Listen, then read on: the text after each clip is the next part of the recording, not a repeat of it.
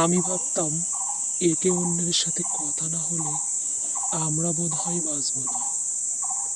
তুমি কেমন আছো জিজ্ঞেস না করলে ভালো থাকতেই ভুলে যাব। অথচ অনেকদিন পর এসে বুঝলাম এসব ভুল। এখন দিন যায়, মাস যায়, তোমার সাথে কথা হয় না। অথচ আমরা দিব্যি বেঁচে আছি। কালে ভদ্রেও কেউ কাউকে জিজ্ঞেস করি না তুমি কিংবা আমি কেমন আছি। তবুও দুজনই দিব্যি ভালো আছি।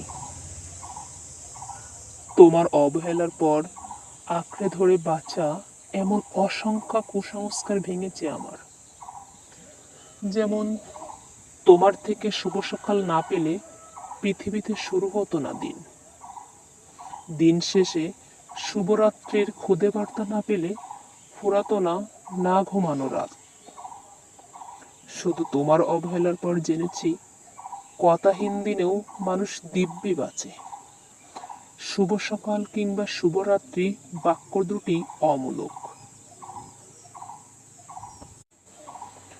তোমার অবহেলার পর জেনেছি ভালো থাকা কিংবা ভালোবাসার তুলনায় জীবনে বেঁচে থাকাটা জরুরি। জেনেছি ভালোবাসা ছাড়াও ভালো থাকা যায়, কিন্তু বেঁচে থাকার জন্য ভালোবাসা অতটা জরুরি না। সালমান হাবিব। কবিতা তোমার অবহেলার পর।